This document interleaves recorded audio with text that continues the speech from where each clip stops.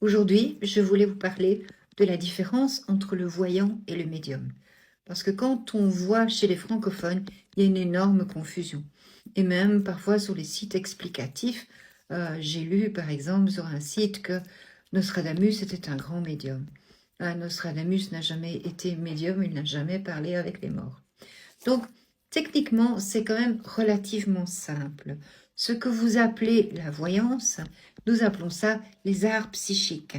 Donc, le voyant, il travaille directement avec le client qu'il a en face de lui. Il a une énergie qui va aller vers l'aura, vers l'énergie de la personne qui est en face de lui. Et il va utiliser ses 5 sens, même ses 6 sens internes, avec des supports, éventuellement ou pas, comme les tarots, les cartes oracles, la boule de cristal, etc., pour pouvoir faire une lecture psychique de l'aura de la personne.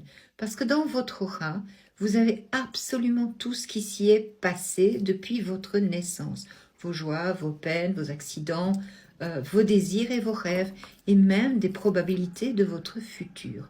Donc le voyant, celui qui fait de l'art psychique, va pouvoir vous donner ce qui s'est passé dans votre vie dernièrement, il y a longtemps, et les probabilités de ce qui pourrait se produire, puisque vous y avez tout. Le médium, lui, c'est tout à fait différent.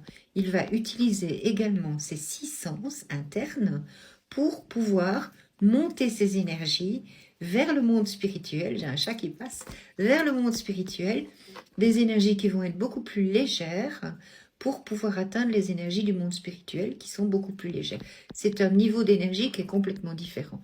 Mais donc le médium, il va monter vers le haut, vers le monde spirituel. Et nous disons de l'esprit à travers l'esprit vers l'esprit. Pourquoi? Parce que médium, ça veut dire canal. Donc le médium, c'est le canal à travers lequel le monde spirituel va s'exprimer.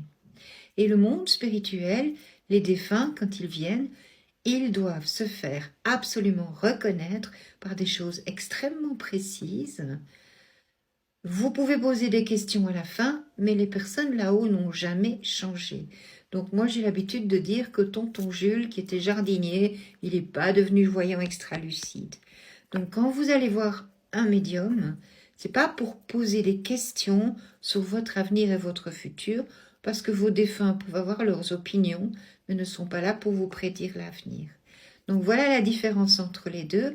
J'espère que vous avez compris. Et la prochaine fois, on va parler de comment trouver des bons médiums.